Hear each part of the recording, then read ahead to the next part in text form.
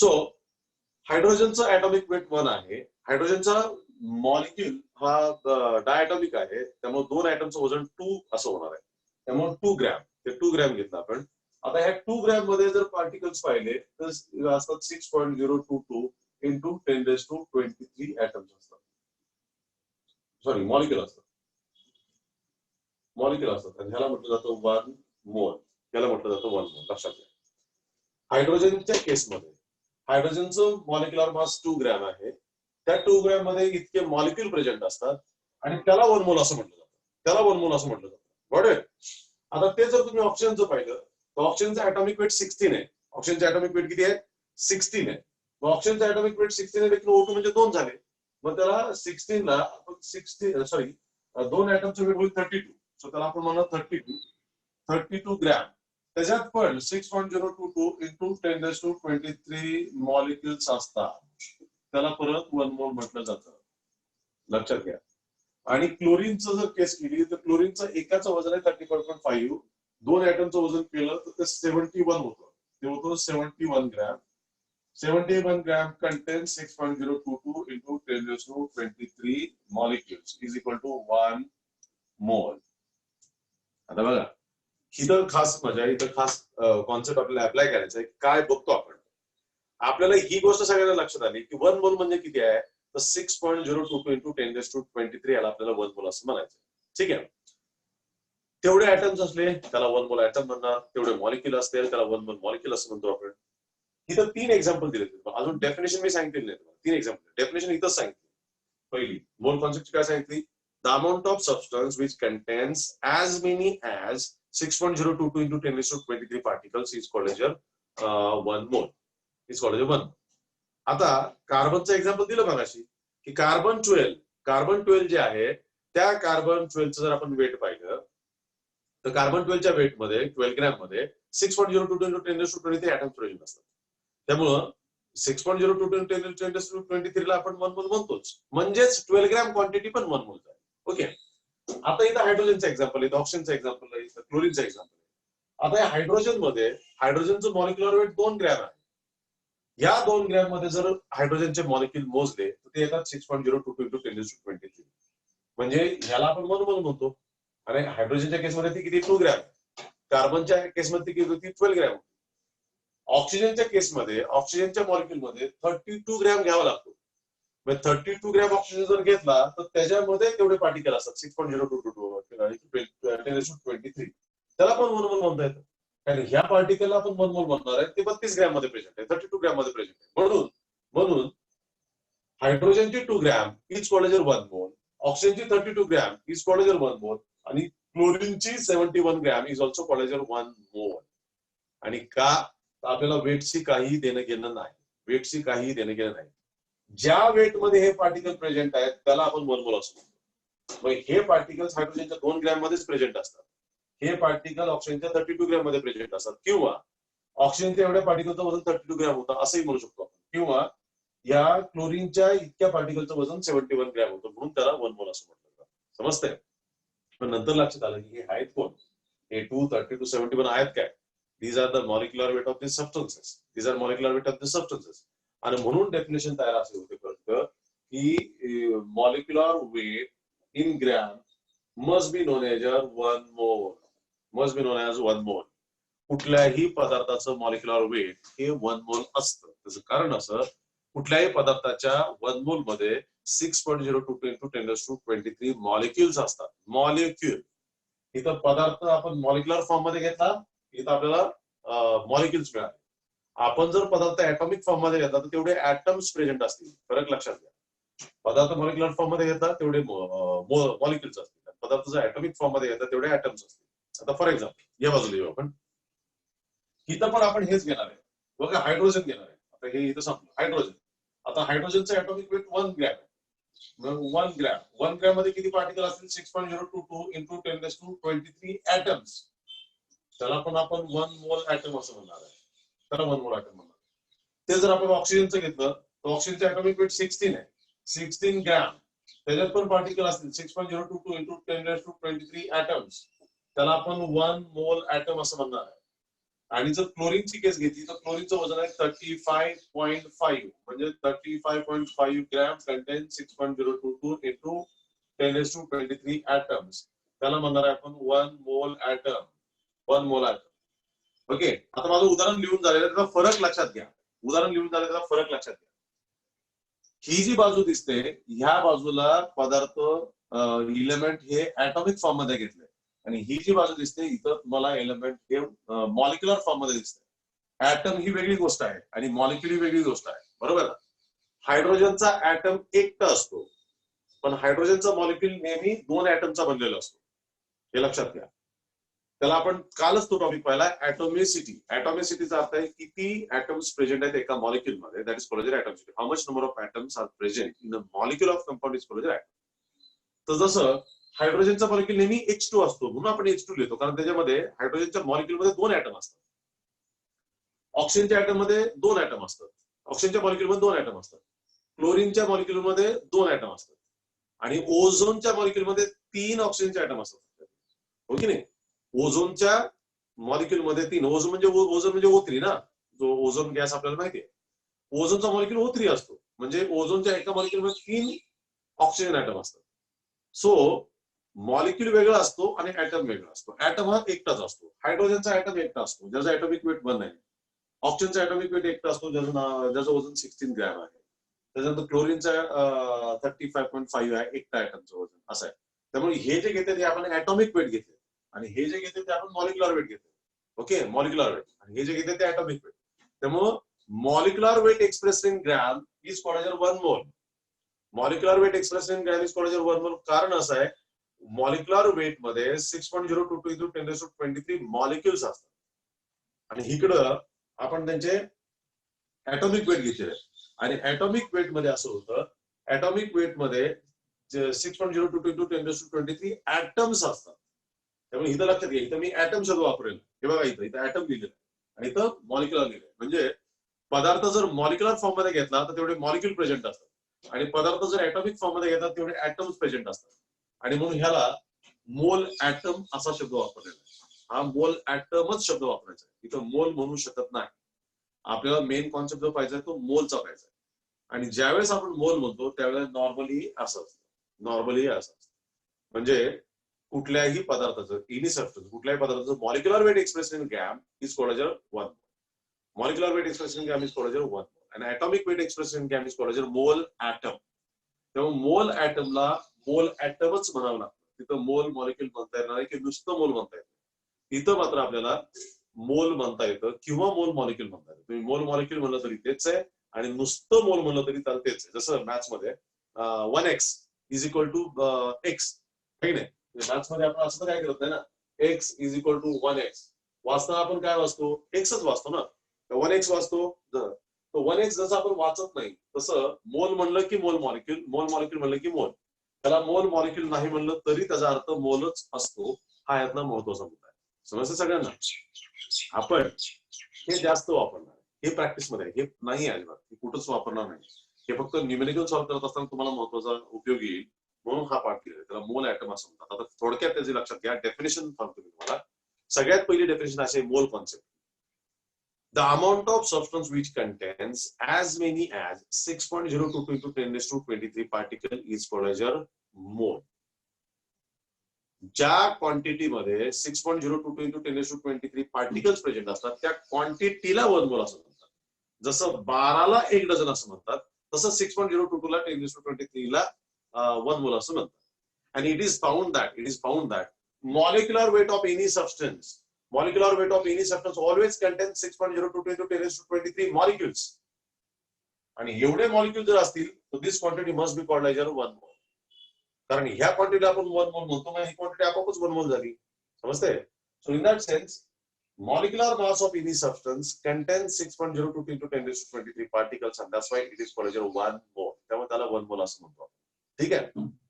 इकडं atomic weight of substance expressed in gram is also called as 1 mole, but it is 1 mole atom. Atomic weight of any substance expressed in gram is called as 1 mole atom. त्याला 1 mole atom असं म्हणतो. Clear? So या दोन quantity वेगळ्या होतात. Atomic weight जर घेतलं तर त्याच्यामध्ये तेवढे ऍटम्स असतात आणि मॉलिक्युलर वेट घेतलं तर तेवढे त्याच्यामध्ये मॉलिक्युल्स असतात. त्यामुळे आता दोन महत्वाच्या डेफिनेशन झाल्या. सगळ्यात पहिली डेफिनेशन झाली आपली, that is amount of substance which contains as many as 6.022 into 10 raised to 23 particle is called as your 1 mole. And here झाली molecular weight of any substance always contains 6.022 into 10 raised to 23 particle, that is also called as your 1 mole. त्याला पण आपण 1 mole असं म्हणतो. Clear with this? So these are the two important definitions of this 1 mole and mole concept. त्या अनुषंगाने सांगतो. आता mole concept हे दोन्ही लक्षात ठेवायचे उदाहरणं, इकडचे आणि ही उदाहरणं. अजून त्याचं थोडंसं मॅथमॅटिकल फॉर्म आहे. मोल कॉन्सेप्टचा मॅथमॅटिकल फॉर्म आहे. म्हणजे जर आपल्याला मोल कॉन्सेप्ट काढायचा असेल तर कसा काढता येईल, त्याचे काय मॅथमॅटिकल फॉर्म आहे. ओके, आता जे आपण पाहिलं की 1 मोल म्हणजे काय हो. 1 मोल म्हणजे काय तर 6.022 into 10 raised to 23 particles. Okay, आणि त्यालाच आपण काय म्हणतो मॉलिक्युलर मास और मॉलिक्युलर वेट असं म्हणतो. कुठल्याही सबस्टन्सचं मॉलिक्युलर वेट किंवा मॉलिक्युलर मास असं म्हणतो. मग आता लक्षात घ्या की molecular mass is equal to 1 mole असं जर असेल तर आपल्याला जर टोटल वेट दिलं किंवा टोटल मास दिलं तर total mass molecular mass is equal to 1 mole, तर total mass is equal to n number of moles असं असतं. म्हणजे आपल्याला जर टोटल मास दिलं तर त्याच्यामध्ये किती नंबर ऑफ मोल्स असतील हे साधं गणित आहे. म्हणजे 1 मोल मॉलिक्युलर मासला जर आपण 1 मोल म्हणणार असेल तर टोटल जे मास दिलेलं असेल त्याच्यामध्ये किती मोल्स असतील असं त्याचा अर्थ आहे. n नंबर ऑफ मोल्स असतील. हे जर क्रॉस मल्टिप्लाय केलं, तुम्ही क्रॉस मल्टिप्लाय केलं हा क्रॉस मल्टिप्लाय होतो n into m, असं होईल ते molecular mass into m is equal to, here काय होईल टोटल मास इज इंटू 1 मोल किंवा मोल असं होईल. ओके, मग आता आपल्याला जर n काढायचं असेल तर n is equal to total mass upon molecular mass असं होतं. ठीक आहे, आणि त्यालाच आपण n is equal to total mass denoted by w weight, molecular mass denoted by capital N. This is the formula what we get here. लक्षात आलं तुमच्या? हा फॉर्म्युला डेफिनेशन वरून तयार होतो. तुम्ही सरळ फॉर्म्युला लर्न केला तरी चालेल, पण समजून घेऊन केलं तर जास्त बेटर पडतं. कारण आपलं समजून घेऊन असं आहे, molecular weight of any substance is called as 1 mole. Molecular weight of any substance is called as 1 mole. So total mass will contain how much number of moles? That is n number of moles. आणि हे जर cross multiply केलं unitary थेअरीनुसार तर मग आपल्याला formula हा मिळतो n is equal to total weight by molecular mass. So w by m, this is the basic important formula for number of moles. ह्या टॉपिकला मी अनेक वेळेला जे म्हणतो की अनमोल कॉन्सेप्ट रिझन मिळाला की ह्या चॅप्टर मध्ये अनेक न्यूमेरिकल सॉल्व्ह करण्यासाठी हा फॉर्म्युला आपल्याला लक्षात ठेवायचा आहे. n is equal to w by n. n is equal to w by n. आणि ह्याच्यामध्ये n चा अर्थ काय आहे? n is number of moles. Number of moles. w काय असतं? तो वेट ऑफ सबस्टन्स, कुठल्याही दिलेल्या पदार्थाचं वेट असतं. आणि m काय असतं? m असतं मॉलिक्युलर वेट और मॉलिक्युलर मास. ठीक आहे, ह्याचा अर्थ असतो. त्यामुळं हा फॉर्म्युला आणि त्या फॉर्म्युल्यामध्ये इन्व्हॉल्व असलेल्या टर्मचं मिनिंग हे दोन्ही लक्षात घ्यायला पाहिजे आपल्याला. n म्हणजे काय, w म्हणजे काय, m म्हणजे काय. n म्हणजे नंबर ऑफ मोल्स, म्हणजे किती नंबर ऑफ मोल्स आहेत, है ना. म्हणजे जसं की एका डझन आपण 12 म्हणतो आणि आपल्याकडे जर 24 असतील तर आपण 2 डझन म्हणू, है ना. आपल्याकडे जर 36 असतील तर आपण 3 डझन म्हणू आपण त्याला.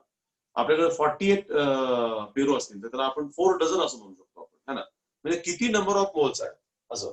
एक मोल म्हणजे 6.022. ही क्वांटिटी डबल झाली तर त्याला आपण 2 मोल म्हणणार, ट्रिपल झाली तर आपण 3 मोल म्हणणार. ही जर 4 टाइम्स झाली तर आपण त्याला 4 मोल्स असं म्हणणार, हो की नाही. So this is number of moles. Formula लक्षात आला सगळ्यांच्या? Number of moles is equal to weight in gram या फिर weight of the substance divide by molecular weight of the substance. हा त्याचा फॉर्म्युला तयार झाला. ठीक आहे, आता हा फॉर्म्युला वेटच्या फॉर्मॅटमध्ये, हा फॉर्म्युला आपल्याला वेगळ्या फॉर्मॅटमध्ये अजून कन्वर्ट करता येतो, तो पण पाहूया. आता बघा, दुसरा फॉर्मॅट असा आहे की 1 mole of substance, 1 mole of substance acquires 1 mole of substance contains 6.022 into 10 raised to 23 particles. Okay, 10 raised to 23 particles असा हा फॉर्म्युला आहे. तर n mole will contain total particles. Total particle किती असतील? म्हणजे एका मोल मध्ये 6.022 into 10 raised to 23 पार्टिकल असतात. तर मग n नंबर ऑफ मोल जर असते आपल्याकडे त्याच्यामध्ये किती पार्टिकल असतात? टोटल पार्टिकल असतात, त्याला टोटल पार्टिकल असतो. ठीक आहे, मग आता हा पण इथं पण क्रॉस मल्टिप्लाय होतो, इथं पण क्रॉस मल्टिप्लाय होतो. मग इथं क्रॉस मल्टिप्लाय येईल आपल्याकडे n is equal to total number of particles. Total number of particles divide by हे 6.022 into 10⁻23 हा दुसरा फॉर्म्युला आहे. दुसरा फॉर्म्युला म्हणजे आपल्याला जर प्रश्न दिला की 24 पेरू म्हणजे किती डझन, तर आपण काय करणार 24 डिवाइड बाय 12 करणार म्हणजे बरोबर 2 डझन आपला आन्सर करणार. बरोबर आहे. 1 डझन म्हणजे 12 आहे. तर 24 इज इक्वल टू किती डझन असणार आहे असा तो प्रश्न आहे. तशाच प्रकारे इथं आहे.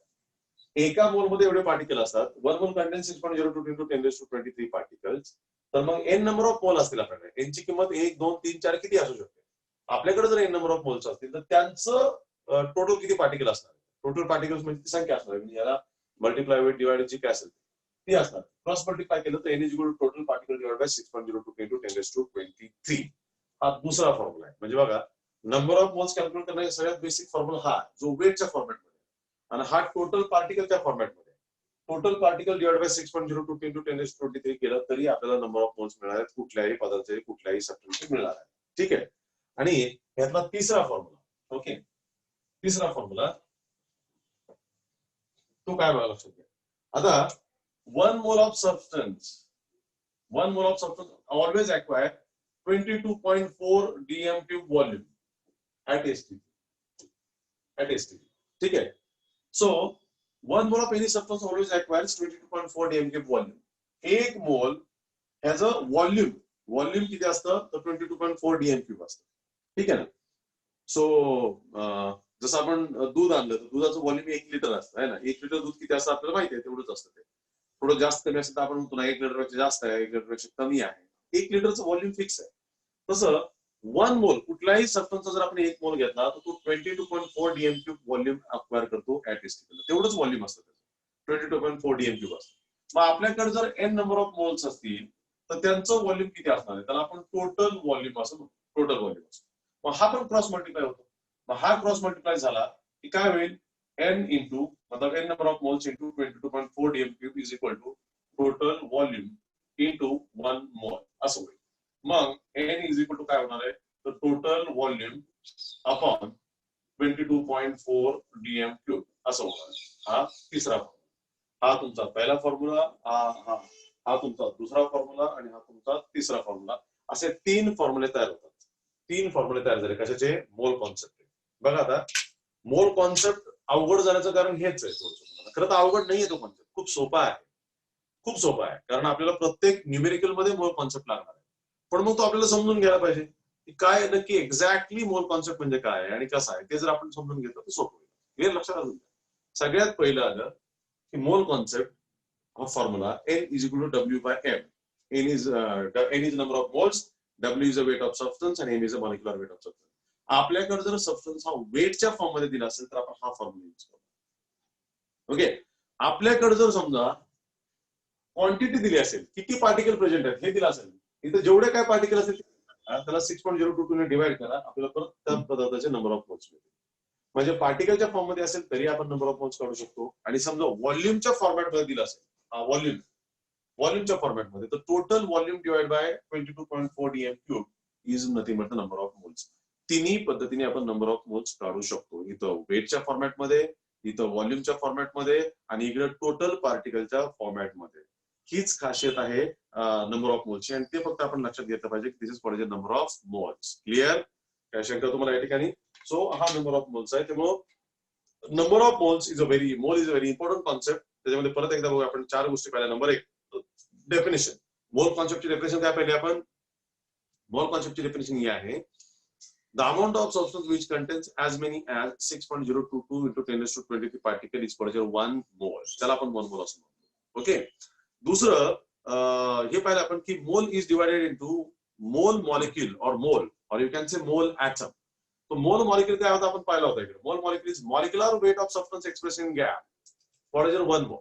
आणि इकडे atomic weight of substance expressed in gram is called as mole atom. So atomic weight expressed in gram is called as mole atom. Molecular weight expressed in gram is called as mole molecule.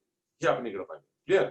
आणि हे काय होतं तर कुठल्याही पदार्थाच्या molecular mass मध्ये 6.022 into 10⁻23 molecule असतात आणि कुठल्याही पदार्थाच्या atomic weight मध्ये तेवढे ऍटम असतात. 6.022 into 10⁻23 ऍटम असतात. हे झालं 2 गोष्टी. आता कसे नंबर ऑफ मोल्स काढायचे तर त्यासाठीचे फॉर्म्युले पाहिले आपण. पहिला फॉर्म्युला पहिला, number of moles is equal to W/M, that is total weight divided by molecular mass. Then number of moles is equal to total particles divided by 6.02 into 10 raised to 23. And third one, number of moles is equal to total volume divided by 22.4 dm cube. हे आपल्याला मिळतात. हे आपले 5 फॉर्म्युले या ठिकाणी आपल्याला मिळतात. Clear? आणि this is called number of moles. आता हे सगळे न्यूमेरिकल्स मध्ये आपल्याला वापरायला आलं की अजून सोपं होईल आपल्याला. पण हे तिन्ही फॉर्म्युले तोंडपाठ असले पाहिजेत. मोलची डेफिनेशन तोंडपाठ असली पाहिजे. मोल मॉलिक्यूल काय आणि मोल ऍटम काय हे एकदा लर्न झालं की ह्या चॅप्टर मधलेच नव्हे तर ह्या पूर्ण केमिस्ट्री मधले सगळे न्यूमेरिकल्स आपल्याला सोपे वाटायला लागतात आणि इझी होतात. सो हे सगळ्यात महत्वाचा मुद्दा लक्षात घ्या. आणि म्हणून मोल ऍटम जमलं पाहिजे. आता ह्या चॅप्टर मध्ये फक्त 2 कॉन्सेप्ट आपल्याला शिल्लक राहिलेत.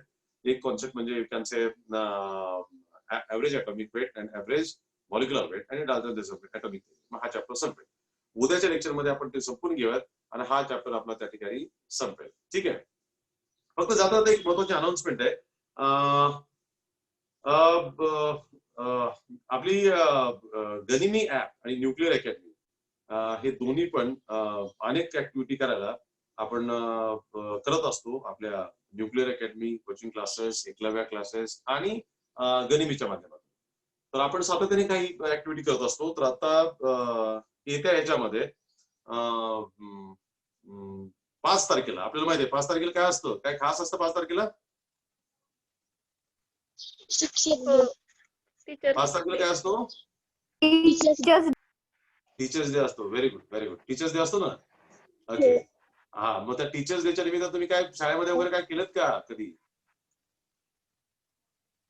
हो. काय केलं तुम्ही शाळेमध्ये? काय काय केलंय?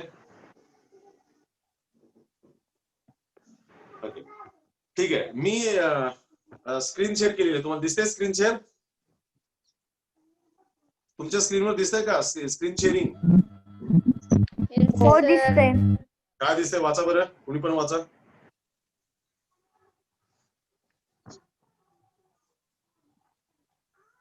वाचा ना, कुणीतरी जोरात वाचा. काय दिसतंय? Your opinion, your thoughts, your emotions, your feelings, your idea of life, your rules, your education, your strength, perception about world, your dreams and desires, career you want to be. Very good. Only your expression, perfection and correct. Correct. लक्षात घ्या, आता lockdown झालंय आणि तुमचं 11वीचं छान college सुरू होणार होतं, पण तुमचं कॉलेज अजून सुरू झालेलं नाही. वाईट वाटतं ना तुम्हाला? हो. आणि घरामध्ये लॉकडाऊन झालोय आपण, त्याचं पण वाईट वाटत असेल वगैरे. फारसं बाहेर पडता येत नाही, पाहुण्यांकडे जाता येत नाही, कुठे फिरता येत नाही. बरोबर आहे? हा. आणि ह्या लॉकडाऊन मध्ये जग खूप बदललंय. अचानक बदल झाले. शिक्षणाच्या पद्धतीमध्ये बदल झालाय. आता आपण खरं तर आपण तसे भेटलोच नसतो. तुम्ही इंदापूरला राहिले असते, आम्ही पुण्यात राहिलो असतो आणि आम्ही आमचे क्लासेस आणि ऑनलाईन चालवलं असतं. तुम्ही आपली कदाचित भेट झाली. शिवाजी सर त्या ठिकाणी आले, त्यांनी एकलव्याच्या माध्यमातून तुमचे क्लासेस घेतले, म्हणून आपली कॉन्टॅक्ट झाला आणि आज आपण आता ऑनलाईन शिकतो. त्यामुळे आपण आता एकमेकाला अशा ऑनलाईन ओळखायला लागलोय, आपण शिकतोय त्या अनुषंगाने. हा बदल झाला, अचानक बदल झाला आणि पॅन्डेमिक आणि जगामध्ये असं खूप बदल झालाय. पुढच्या काळात शिक्षण कायमस्वरूपी असं बदलून जाईल. जॉबच्या पद्धती बदलतात, कामाच्या पद्धती बदलतील आणि ह्याच्यामध्ये मग आता तुम्ही घरात असता, मग घरामध्ये मोबाईल वगैरे खेळला की घरच्यांची भांडण होतं, आहे की नाही? आता ऑनलाईन लेक्चर सुरू आहे की नाही? ऑनलाईन लेक्चर झाल्यानंतर आपण थोडंसं मोबाईलवर तुम्ही गेम वगैरे खेळत बसला तर घरच्यांबरोबर भांडण होतं का नाही तुमचं? जास्त मोबाईल खेळू नको, माझा मोबाईल दे. तुमचे लेक्चर्स असतात, नेमकं कामाच्या वेळेला लेक्चर असतात, सकाळी सकाळी स्वयंपाक करायचा असतो त्यावेळेला नेमकं तुम्ही लेक्चर करता. असं होतं का भांडण घरामध्ये? नुसतं हसतात, बोलत काय नाही, होतात ना? होतात. हा, होतात. एक्झॅक्टली. ह्याचा अर्थ असं होतो की जनरली कुठल्या ना कुठल्या कारणाने आपल्या घरामध्ये इतरांचे आपले डिफरन्सेस असतात. त्याचं कारण असं की आपण आपली एक पर्सनॅलिटी असतो, आपण एक व्यक्तिमत्व असतो आणि आपले स्वतःचे विचार असतात ना. त्याच्यामुळं प्रत्येकाची आपली एक स्पेस असते, प्रत्येकाचं एक आपलं वर्ल्ड असतं, आहे की नाही? दुनिया असते ना, आपली एक जग असतं ना. आपण आपल्या जगात खुश असतो, आपण आपल्या पद्धतीने आपल्या जगात खुश राहण्याचा प्रयत्न करत असतो. त्यामुळे प्रत्येकाचं आपलं एक स्वतःचं जग असतं, प्रत्येकाची आपली एक जगण्याची आयडिया असते. म्हणून आम्ही काय केलेलं आहे की आता आपण बऱ्याच वेळेला तुम्हाला एक्सप्रेस करायला संधी मिळत नाही, तुम्हाला बोलायला संधी मिळत नाही आणि बोललं तरी तुमचं ऐकून कोण घेणार असा एक मुद्दा असतो. जीवाभावाची मित्र मैत्रीण असतील, छान चर्चा आई वडिलांची होत असतील, बहीण भावाची होत असतील तर वेगळा मुद्दा आहे. पण तशा जर चर्चा होत नसतील तर मग आपलं कोण ऐकणार? हो की नाही? आणि म्हणून आपण गनिमीच्या माध्यमातून, एकलव्य क्लासेस आणि न्यूक्लिअर अकॅडमीच्या माध्यमातून आपण हा एक असा एक प्लॅटफॉर्म तयार केलेला आहे. 5 तारखेला शिक्षक दिन आहे. शिक्षक दिनाच्या निमित्ताने शिक्षक तर नेहमीच बोलत असतात, पण आम्ही ठरवलं की चला आपल्या मुलांना पण बोलूयात. मुलांचं पण आपलं एक स्वतःचं जग असतं, त्यामुळे मुलांनी स्वतःला एक्सप्रेस करावं अशी आमची इच्छा आहे. मतलब एक्सप्रेस युअर सेल्फ.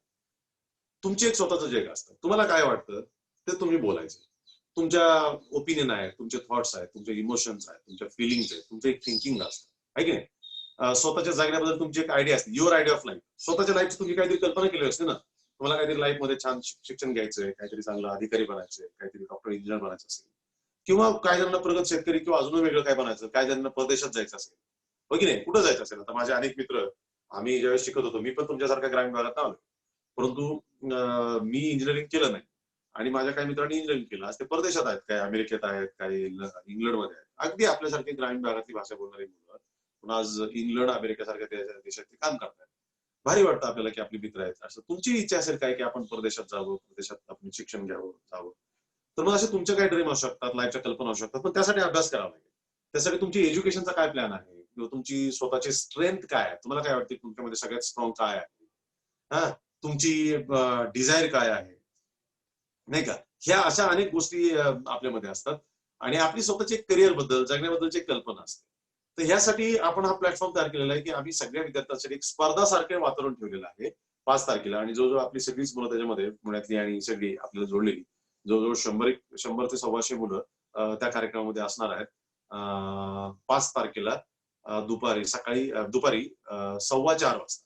दुपारी म्हणजे संध्याकाळच झाली आपण त्याला म्हणू. 4:15 वाजता हा कार्यक्रम आहे मुलांसाठी. माय स्पेस माय वर्ल्ड. मुलांनी बोलायचे, प्रत्येक मुलांनी बोलायचं, स्वतःची आयडिया, जे काय स्वतःला वाटतं ते त्यांनी बोलायचंय. मराठी, इंग्लिश आणि हिंदी तिन्ही भाषांमध्ये चालेल. त्यामुळे तुम्ही तुमचं स्पीच किंवा तुमचं ओपिनियन तयार करायचं तुमचं असलं पाहिजे. कुणाकडून तरी लिहून नाही घ्यायचं. तुम्हाला जे वाटेल ना ते तुम्ही तुमचं बोलायचं. कारण आपल्याला ते नाही आहे की आपल्याला ते लिहून पुस्तकात काढले आणि स्पीच दिले, तसं नकोय आपल्याला. ओरिजिनल आपल्या मनामध्ये जे आहे ना, अनेक गोष्टींची खतखत असते, अनेक गोष्टी एक्सप्रेस करायला लागतात, बोलायला वाटतात, ते बोलायचे आणि ते तुमच्या आयुष्याला बेस्ट असलं पाहिजे. शेवटची जी लाईन दिसते त्यामध्ये, purely yours, express, percept and correct. स्वतःचं मत. आता हे इंग्लिशमध्ये आहे, ते मराठीमध्ये ट्रान्सलेट करून येईल कदाचित, तुषार सर आपले करतील ते ट्रान्सलेट आणि तुम्हाला पाठवतील उद्या वगैरे. पण मी तुम्हाला आता विचार करण्यासाठी वेळ दिला, कारण परवा तो कार्यक्रम आहे, तुम्हाला आजचा आणि उद्याचा दिवस आहे तयारी करायला. तुमचं स्वतःचं मत मांडायचंय, स्वतःला एक्सप्रेस करायचंय. नंतर इतर मुलं पण बोलतील, त्याच्यातून पण नवीन काही समजून घ्यायचंय. आणि आपलं काही चुकत असेल, काही बरोबर असेल तर आपलं बरोबर असेल तर दुसऱ्यांना बरोबर करायचं, आणि आपलं चुकत असेल तर आपण आपलं करेक्ट करायचं. बऱ्याच वेळा आपली सगळीच मतं वाईट असतात असं नव्हे, आणि आपली सगळीच मतं बरोबर असतात असंही नाही. कधी कधी आपण अनेक ठिकाणी आपण राईट असतो, काही ठिकाणी आपण चुका करू शकतो विचारांमध्ये, या सगळ्या गोष्टी. तर एकमेकाचं ऐकूयात आपण, आणि आपण जिथं चुकतोय तिथं आपण करेक्ट करूयात, जिथं आपण राईट आहोत तिथं आपण दुसऱ्यांना करेक्ट करूयात. अशा प्रकारचा हा कार्यक्रम आहे. आणि बिंदास पण तुम्ही तुमच्या इमोशन्सवर बोलू शकता, तुम्ही तुमच्या सोशल मीडियाबद्दल तुम्हाला काय वाटतं त्याच्याबद्दल बोलू शकता, की तुम्हाला कशा प्रकारचं वातावरण हवं आहे की जेणेकरून तुमचा अभ्यास छान होऊ शकतो, तुमचं करिअर चांगलं होऊ शकतो. अशा प्रकारचं हा कार्यक्रम आपण ठेवलेला आहे. त्याचं कार्यक्रमाचं नाव आहे माय स्पेस माय वर्ल्ड, म्हणजे एक माझी दुनिया, माझं जग, असं मराठीत आपण त्याला ट्रान्सलेट करूया. माझं जग माझी दुनिया. तर ठीक आहे, आपल्यापैकी काही जण स्वतः फक्त मस्त छान शांत गाणी ऐकून जगतात, आनंद घेतात, काही जण शेतामध्ये काम करत असतील, काही आईला मदत करत असतील, काही जणांना स्वयंपाक करायला मजा वाटत असेल. आता हे फार कमी लोकांना असं वाटतं, पण वाटत असेल ना की नाही. त्यामुळं किंवा काही लोकांना छान वाचन करायला आवडत असेल, काही लोकांना मित्रांबरोबर बोलायला आवडत असेल, काही लोकांना स्वतःच्या करिअर बद्दल माहिती घ्यायला आवडत असेल. जे काय असेल ते तुम्ही व्यक्त व्हायचंय, तुम्ही बोलायचंय, आणि त्यासाठीच हा कार्यक्रम ठेवलाय. आणि याच्यामध्ये जे विद्यार्थी चांगले बोलतील त्या अशा 4 ते 5 विद्यार्थ्यांना आम्ही सर्वसाधारण थिंकर ऑफ मंथ, म्हणजे एक चांगला विचार करणारा विद्यार्थी, अशा प्रकारची एक उपाधी आम्ही देणार आहोत. कारण मागच्या महिन्यातच आपण एक स्पर्धा घेतली होती, त्या स्पर्धेत विद्यार्थी सहभागी झाले होते. त्यामुळे आता ही स्पर्धा घेता येणार नाही आपल्याला, परंतु थिंकर ऑफ द मंथ ही उपाधी आम्ही त्या मुलांना देणार आहे. आणि असा कार्यक्रम आम्ही दर महिन्याला घेणार आहोत. विविध विषयावरती जसं आम्ही बोलतो तशी तुमची मतं असतात, आणि तुम्ही बोलावं आणि तुम्ही बोलायला शिकावं, तुम्ही जी मतं व्यक्त करावीत. आपण सगळ्यांनी बोलून एकमेकांमधून आपण नवीन गोष्टी जाणून घ्याव्यात, ह्यासाठीच हा कार्यक्रम आहे. मला असं वाटतंय की तुमच्यापैकी बरेच जण, जरी आपण ग्रामीण भागातले असतो, आपली जशी भाषा असेल तशी भाषा, जे शब्द असतील ते शब्द फक्त आपल्या मनातलं आपल्याला व्यक्त करायचंय. आणि शिक्षणाबद्दल, करिअरबद्दल, सोशल मीडियाबद्दल आणि तुमच्या सगळ्या स्वप्नांबद्दल, तर तशा प्रकारचा हा कार्यक्रम आहे. मी अपेक्षा करतो की तुमच्यापैकी सर्वजण त्याच्यामध्ये पार्टिसिपेट होतील. 4 ते 5 मिनिटाचा मॅक्सिमम वेळ मिळेल आपल्याला. तुम्ही 2-3 मिनिटं बोलला तरी चालेल. ओके. आणि हे सगळं ऑनलाईन असणार आहे. तुम्हाला तुमच्या घरून बोलायचे, जिथं चांगली रेंज असेल त्या ठिकाणी बसा मस्तपैकी, 5 तारखेला 5 वाजता शिक्षक दिनाच्या निमित्ताने आपण हा कार्यक्रम ठेवलेला आहे. काही दुसरे शिक्षक तुमचं हे जे बोलणं आहे ते ऐकायला असतील, त्याच्यातून सगळ्यात छान मुद्दे मांडणारे जे विद्यार्थी आहेत त्यांना आम्ही थिंकर ऑफ द मंथ अशी एक पदवी एका महिन्यासाठी आम्ही त्यांना ती बहाल करणार आहोत. ती सातत्याने त्या स्क्रीनवरती प्ले होईल आणि मुलं व्यक्त होतील आणि आपण एकमेकाशी चर्चा करून आपल्याला काय चूक बरोबर ते आपण करेक्ट करूयात सगळ्याच, हो की नाही? सो त्या अनुषंगाने हा कार्यक्रम आहे. अपेक्षा करतो आपल्यापैकी सगळेजण त्याच्यामध्ये पार्टिसिपेट होतील, होणार ना? हो. हा, सगळ्यांनी व्हायचंय, शुद्ध मराठीत बोलायचंय. ज्याला इंग्लिशमध्ये बोलायचं त्यांनी इंग्लिशमध्ये बोललं तरी चालेल, ज्याला हिंदीत बोलायचं त्यांनी हिंदीत बोला. 3 भाषा. आता 4थी भाषा आम्हालाच येत नाही, मलाच येत नाही. मला 3 भाषा जमतात म्हणून मी 3 भाषा सांगितल्या. आमच्या सगळ्या सरांना 3 भाषा जमतात, है ना? 1-2 आहेत आमचे ज्यांना, काही राजस्थानचे सर आहेत आपले, ते राजस्थानी पण बोलतात, पण मग आपल्या मुलांना येत नसेल, हो की नाही? सो भेटूयात आपण. आता उद्या परत आपण लेक्चरला भेटूयात. हा कार्यक्रम लक्षात ठेवा. आता लॉग आउट करा, परत तुम्हाला 10 वाजता तुमचं पुढचं लेक्चर आहे. पण या कार्यक्रमाची तयारी करा. तुमच्यापैकी प्रत्येक जणांनी पार्टिसिपेट होतोय, प्रत्येक मुलाने प्रत्येक मुलीने पार्टिसिपेट व्हायचंय, ठीक आहे? कराल ना तयारी? हो. हा, सगळ्यांनी तयारी करायची. उद्या सकाळी आपण परत लेक्चरला भेटूयात 9 वाजता. Thank you very much.